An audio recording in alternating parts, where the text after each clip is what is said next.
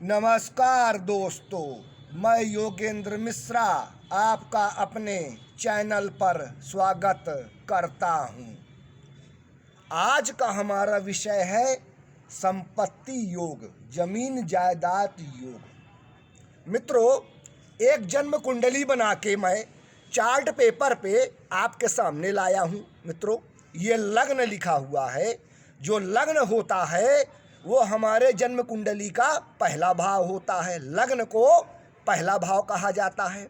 ये दूसरा भाव होता है, ये तीसरा भाव होता है, ये चौथा भाव होता है, ये पांचवा भाव होता है, ये छठा भाव होता है, ये सातवां भाव होता है, ये आठवां भाव होता है, ये नौवां भाव होता है, ये 10वां भाव होता है, ये 11वां भाव होता है और आपका ये 12वां भाव। तो मित्रों, जन्म कुंडली में 12 भाव होते हैं। पहला भाव, चौथा भाव, 7वां भाव और 10वां भाव, ये केंद्र के भाव हो गए। पहले भाव को केंद्र का भाव कहते हैं, चौथे भाव को केंद्र का भाव कहते हैं, 7वें भाव को केंद्र का भाव कहते हैं और 10वें भाव को केंद्र का भाव कहते हैं। मित्रों, ये हमारे केंद्र के भाव होते हैं और केंद्र के भाव को विष्णु स्थान कहा जाता है। 5वां भाव और 9वां भाव ये त्रिकोण के भाव होते हैं। 5वें भाव को त्रिकोण का भाव कहा जाता है और 9वें भाव को त्रिकोण का भाव कहा जाता है। परम शुभ भाव होते हैं ये जन्म कुंडली के। त्रिकोण भाव को लक्ष्मी स्थान कहा जाता है, यानी 5वें भाव को और 9वें भाव को लक्ष्मी स्थान कहा जाता है। छठा भाव, 8वां भाव और 12वां भाव ये त्रिक भाव हो गए। छठे भाव को, 8वें भाव को और 12वें भाव को खराब भाव कहा जाता है, अशुभ भाव कहा जाता है। जन्म कुंडली के बुरे भावों की गणना होती है छठे भाव से, 8वें भाव से और 12वें भाव से। तो मित्रों, आज का हमारा विषय है संपत्ति योग, जमीन जायदाद योग, जमीन जायदाद योग, प्रॉपर्टी योग। आज इसी विषय पे हम अपनी जो है चर्चा करेंगे। ज्योतिष में संपत्ति का योग कैसे बनता है, आइए देखते हैं। मित्रों, जन्म कुंडली के चौथे भाव से, जन्म कुंडली के चौथे भाव से संपत्ति, भूमि, जमीन जायदाद का विचार करते हैं, यानी भूमि, संपत्ति, प्रॉपर्टी का विचार जन्म कुंडली के चौथे भाव से करते हैं। चौथे भाव को सुख का भाव भी कहते हैं।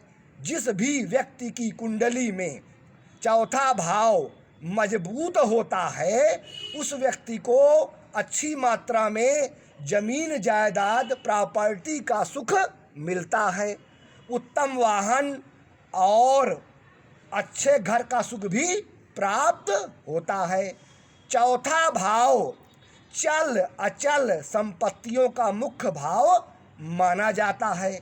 ज्योतिष के अनुसार जो ग्रह चौथे भाव से संबंध बनाते हैं या वहाँ पर स्थित होते हैं वे हमें हमारे जीवन में संपत्ति, प्रॉपर्टी हमको प्रदान करते हैं।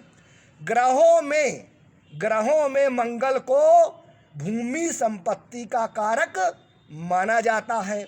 वहीं शनि को पुराने घर, पैतृक संपत्ति का कारक माना जाता है। शनि हमारे पैतृक संपत्ति को बताते हैं। मित्रों, खुद से, अपने से बनाई गई प्रॉपर्टी को चौथे भाव से देखा जाता है और पैतृक संपत्ति को 9वें भाव से देखा जाता है। पैतृक संपत्ति को 9वें भाव से देखा जाता है क्योंकि 9वां भाव हमारे पिता का, हमारे दादा बाबा का, हमारे ताऊ का, हमारे पूर्वजों का होता है, हमारे पितरों का होता है।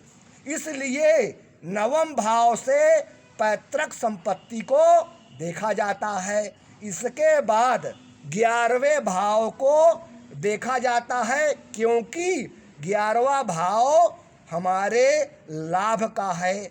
हमारे इनकम का है, हमारे धन का है, तो हमें प्रॉपर्टी से कितना लाभ होगा, इसका जो है विश्लेषण हमारा जो है 11वां भाव हमको बताता है मित्रों। तो जन्म कुंडली में हमारा चौथा भाव, 9वां भाव और 11वां भाव अगर बली होता है तो ऐसे लोगों को जमीन जायदाद और प्रॉपर्टी का सुख भरपूर मात्रा में मिलता है मित्रों। भूमि और भूमि से संबंधित चीज़ों पर मंगल का अधिकार होता है मित्रों। जमीन और जमीन से संबंधित चीज़ों पर मंगल का अधिकार होता है। कुंडली में हम मंगल ग्रह से भूमि, जमीन, जायदाद को देखते हैं। कुंडली में मंगल की स्थिति हमारे भूमि, जमीन, जायदाद के बारे में बताती है। अगर हमारी कुंडली में मंगल मजबूत है, बली है, तो हमें हमारे जीवन में भरपूर मात्रा में भूमि, जमीन, जायदाद, मकान, घर का सुख प्राप्त होता है।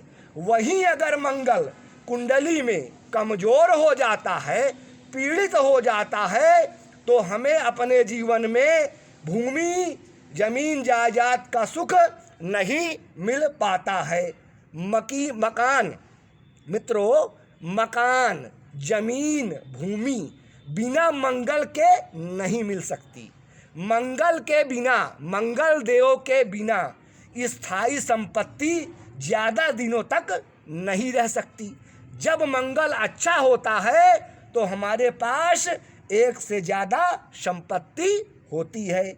इसी प्रकार पैतृक संपत्ति को शनि से देखा जाता है। अगर कुंडली में शनि बली है, मजबूत है, तो व्यक्ति को पैतृक संपत्ति का अच्छा सुख प्राप्त होता है। वहीं अगर शनि कमज़ोर हो तो पैतृक संपत्ति में समस्या आती है मित्रों। मकान, भूमि, जमीन और संपत्ति का कारक मंगल होता है मित्रों। मंगल से प्रॉपर्टी, भूमि, जमीन, जायदाद को देखा जाता है मित्रों। ज्योतिष में मंगल को भूमि का, प्रॉपर्टी का कारक माना जाता है मित्रों। लेकिन मंगल के साथ शनि को भी देखा जाता है, क्योंकि शनि जो है मित्रों वो भी हमारे मकान से और प्रॉपर्टी से और पैतृक संपत्ति से संबंधित होता है मित्रों। कुंडली में चौथा भाव अगर मजबूत हो मित्रों, जन्म कुंडली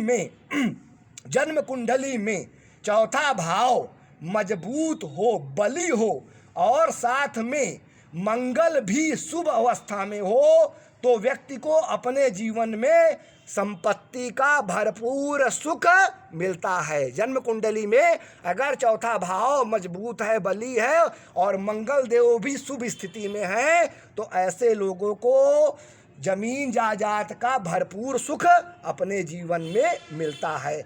स्वयं की भूमि अथवा मकान बनाने के लिए चौथे भाव का बली होना अति आवश्यक होता है मित्रों।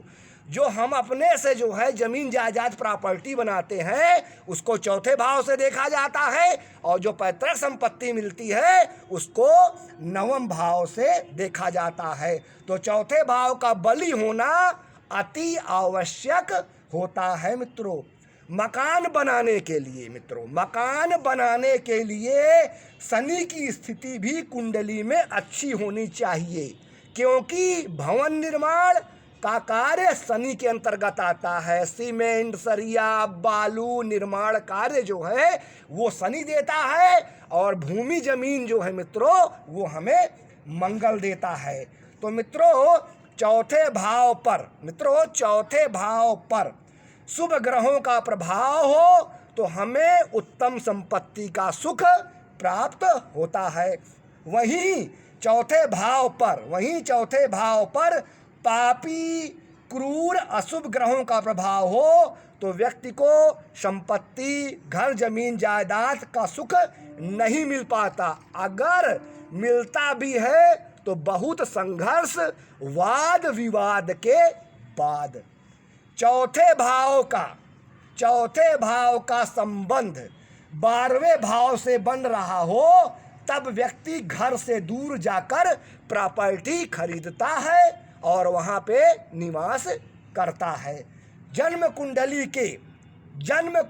के चौथे भाव व चौथे भाव के स्वामी चतुर्थेश, जन्म कुंडली के चौथे भाव व चौथे भाव के स्वामी चतुर्थेश मंगल और शनि जितने बलवान और शुभ ग्रहों के प्रभाव में होंगे, उस व्यक्ति के स्वयं के मकान एवं स्वयं की प्रॉपर्टी बनने की उतनी ही अधिक संभावना होती है। मित्रों, जन्म कुंडली में चौथे भाव का संबंध 11वें भाव से बन रहा हो, ध्यान से समझिएगा मित्रों, जन्म कुंडली में चौथे भाव का संबंध 11वें भाव से बन रहा हो, वह संबंध किसी भी प्रकार का हो, चाहे युति के द्वारा चाहे दृष्टि के द्वारा, तो व्यक्ति एक से अधिक मकान, जमीन और प्रॉपर्टी लेता है, क्योंकि 11वां भाव हमारे लाभ का होता है, इनकम का होता है, प्रतिदिन आय का होता है। और जब चौथे भाव का संबंध 11वें भाव से बनता है तो ये बहुत शुभ माना जाता है, एक प्रकार के राजयोग का निर्माण होता है, क्योंकि चौथा भाव जो है हमारे सुख का भी है और 11वां भाव जो है हमारे धन से संबंधित है। कुंडली में चौथे भाव का स्वामी चतुर्थेश चौथे भाव में ही हो, कुंडली में चौथे भाव का स्वामी चतुर्थेश चौथे भाव में ही हो या चौथे भाव को देख रहा हो, यानी कि अपने ही भाव को देख रहा हो, बलवान हो, मजबूत हो, तो व्यक्ति को भरपूर मात्रा में प्रॉपर्टी का सुख मिलता है। चौथे भाव में शुभ ग्रह हो, चौथे भाव में शुभ ग्रह हो और चौथे भाव का स्वामी चतुर्थेश भी बलवान हो, तो व्यक्ति के पास व्यक्तिगत संपत्ति खूब मात्रा में होती है। चतुर्थ भाव अगर शुभ कर्तरी योग में हो, अब ये शुभ कर्तरी योग का क्या मतलब हो गया मित्रों, मतलब चौथे भाव के आगे वाले भाव में शुभ ग्रह बैठा हो और पीछे वाले भाव में शुभ ग्रह बैठा हो। अब शुभ ग्रह में कौन कौन से ग्रह हो जाएंगे? देवगुरु बृहस्पति, चंद्रमा, बुध और शुक्र। तो चौथे भाव के पीछे वाले भाव में शुभ ग्रह बैठ जाए और चौथे भाव के आगे वाले भाव में शुभ ग्रह बैठ जाए तो शुभ कर्तरी योग का निर्माण हो जाता है। चौथे भाव के दोनों ओर शुभ ग्रह बैठे हों तो व्यक्ति को संपत्ति का सुख निश्चित रूप से मिलता ही मिलता है। चौथे भाव का शुभ कर्तरी योग में होना जमीन जायदाद प्रॉपर्टी के लिए अति उत्तम माना जाता है। मित्रों, चौथे भाव का पाप कर्तरी में होना, चौथे भाव का पाप कर्तरी में होना यानी कि चौथे भाव के दोनों ओर पापी और क्रूर ग्रह हो। जैसे चौथा भाव है मित्रों, अब इसके दोनों ओर यानी तीसरे भाव में और पांचवें भाव में पापी क्रूर ग्रह बैठ जाए। अब पापी क्रूर ग्रह कौन से हो गए? शनि हो गया, मंगल हो गया, सूर्य हो गया, राहु हो गया, केतु हो गया। तो इन ग्रहों में से कोई भी ग्रह जो है आगे बैठ जाए चौथे भाव के और पीछे बैठ जाए, तो चौथे भाव के दोनों ओर जो है अगर पापी क्रूर ग्रह बैठ गए तो पाप कर्तरी योग का निर्माण हो जाएगा। और ऐसा जब योग बनेगा तो व्यक्ति को प्रॉपर्टी का सुख बहुत कठिनाइयों के बाद प्राप्त होता है तो बहुत कठिनाइयों के बाद। चौथे भाव का पीड़ित होना, प्रॉपर्टी संबंधित वाद विवाद, मुकदमा और कोर्ट कचहरी की ओर संकेत करता है। मित्रों, अगर चौथा भाव जो है अगर आपका पीड़ित हो गया तो भूमि संबंधित, जमीन जायदाद संबंधित चीज़ों में आपको अपने जीवन में बहुत कठिनाइयों का सामना करना पड़ेगा। जन्म कुंडली के चौथे भाव में चंद्रमा हो, जन्म कुंडली के चौथे भाव में चंद्रमा हो या चौथे भाव को चंद्रमा देख रहा हो, जन्म कुंडली के चौथे भाव में चंद्रमा हो या चौथे भाव को चंद्रमा देख रहा हो, या चतुर्थेश चंद्रमा के साथ युति बनाकर शुभ भाव में बैठे हो, बली हो, शुभ हो, तो मित्रों ऐसे व्यक्ति के पास एक से अधिक संपत्ति होती है। उसके जीवन में व्यक्ति संपत्तिवान होता है। जब भी कुंडली में चंद्रमा का संबंध चौथे भाव से बनता है तो ये एक प्रकार के राजयोग का निर्माण हो जाता है। व्यक्ति हर प्रकार का सुख अपने जीवन में प्राप्त करता है। मित्रों, चौथे भाव से जब चंद्रमा का संबंध बनता है तो ऐसे व्यक्ति के पास जमीन जायदाद और प्रॉपर्टी का भरपूर सुख उसको प्राप्त होता है अपने जीवन में। जन्म कुंडली में चौथे भाव का संबंध शुक्र से होता है। जन्म कुंडली में जब चौथे भाव से शुक्र का संबंध होता है तो व्यक्ति जो है अपने जीवन में भरपूर मात्रा में प्रॉपर्टी बनाता है। मतलब संबंध का मतलब हो गया चौथे भाव में शुक्र स्थित हो। संबंध का चौथे भाव से मतलब हो गया शुक्र का कि शुक्र देव जो हैं चौथे भाव में स्थित हो या चौथे भाव को देख रहे हो या चौथे भाव के स्वामी चतुर्थेश के साथ युति बनाकर किसी शुभ भाव में बैठे हो बली होकर, तो व्यक्ति अपने जीवन में खूब संपत्ति बनाता है और शुक्र के प्रभाव से व्यक्ति की प्रॉपर्टी बहुत वैभवशाली और आलीशान होती है और उसकी प्रॉपर्टी बहुत कीमती होती है। शुक्र तरह तरह की संपत्तियां देते हैं और भूमि भवन के अतिरिक्त उत्तम वाहन भी हमको प्रदान करते हैं। मित्रों, तो मित्रों आज के लिए बस इतना ही। नमस्कार।